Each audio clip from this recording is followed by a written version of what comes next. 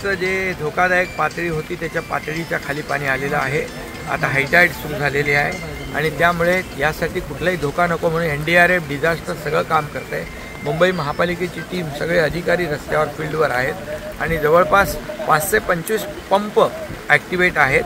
त्याचबरोबर 10 mini pumping station, 6 main pumping station या ठिकाणी कार्यरत आहेत। होल्डिंग पॉइंट जे आहेत तेही ओव्हरफ्लो झाले, होल्डिंग पॉइंट देखील आपण केले आणि म्हणून कमी वेळामध्ये जास्त पाऊस पडला आहे। 6 तासामध्ये 200 मिलीमीटर पाऊस आणि 24 तासात 300 मिलीमीटर पाऊस। हा कमी वेळामध्ये जास्ती पाऊस पडण्याचं एक या सर्व प्रकारामुळे या ठिकाणी अनेक ठिकाणी पाणी साचलेलं आहे। बऱ्याच मुंबईमध्ये अनेक ठिकाणी पाणी साचले, परंतु जे पंप आहे ते पंप तिथलं पाणी ड्रेन आउट करतात, पाणी बाहेर फेकतात आणि त्यामुळे सर्व टीम आणि उद्या रेड अलर्ट उद्यापर्यंत आहे आणि सकाळपर्यंत आणि सार्वजनिक सुट्टी दिलेली आहे आणि खाजगी कंपन्यांना देखील, खाजगी संस्थांना देखील आवाहन केलेलं आहे की आपण आवश्यकतेनुसारच, अगदी आवश्यकता असेल, गरज असेल तरच बाहेर पडा, अन्यथा घरातून काम करा, वर्क फ्रॉम होम अशा प्रकारचं देखील विनंती आवाहन केलेली आहे। त्यामुळे मला वाटतं सर्व लोक टीम या ठिकाणी,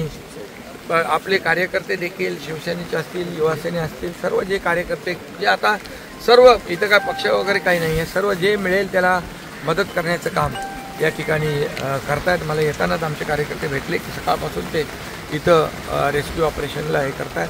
आता जवळपास 300-400 लोकांना आपण सुरक्षित स्थळी हलवलेलं आहे, त्यांची सर्व व्यवस्था त्या ठिकाणी केलेली आहे।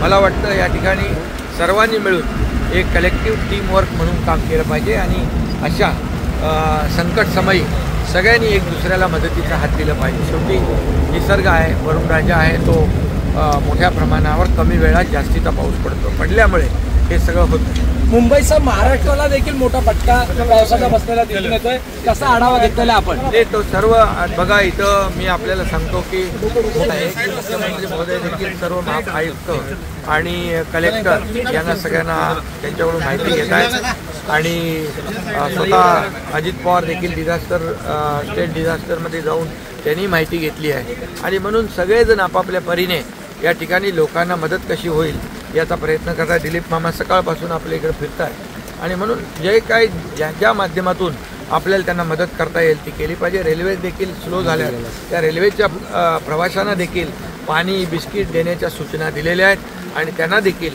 या ठिकाणी मदत होती आहे। सगळ्यात महत्त्वाचं म्हणजे जीवितहानी होऊ नये यासाठी शासन आणि प्रशासन आणि हे सर्व लोक टीम बनवून काम करतात। पूर्ण घर भिजून गेले, अशीच नेहमी स्थिती होते। शिफ्टिंग LDIL मध्ये केलेली आहे, पण अर्ध्या लोकांची शिफ्टिंग बाकी आहे। तर माझं सरकारला आणि एकनाथ शिंदे साहेबांना एवढंच सांगणं आहे की आम्हाला 8 दिवसाच्या आत आमची शिफ्टिंग व्हावी। हे जो आजची जी परिस्थिती आहे ना, ही पुढून न व्हावी, लोकांचा जीव वाचावा, आम्हाला 8 दिवसाच्या आतमध्ये शिफ्टिंग द्यावी। आज काय स्थिती झाली आहे पूर्ण पावसामध्ये? आज अशी स्थिती झालेली आहे की लोकांचे ज्यांना बाळे नाही त्यांचे, काही लोकांचे सामान, काही लोकांचं सर्व काय वाहून गेलेलं आहे, बरोबर आहे।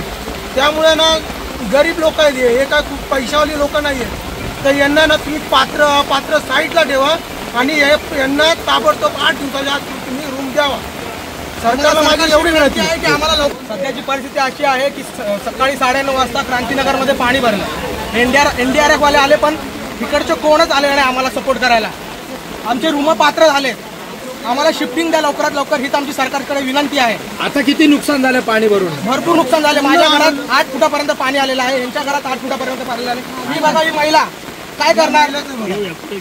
सध्याची परिस्थिती एवढी बिकट आहे की आम्ही या एरियात राहू शकत नाही, दुष्काळग्रस्त आहे। पोलीसवाले आम्हाला वारंवार येऊन सांगत असतात की इथं राहू नका तुम्ही, कधीही काही दुखापत होऊ शकते, पण आम्ही जाणार कुठे इथून?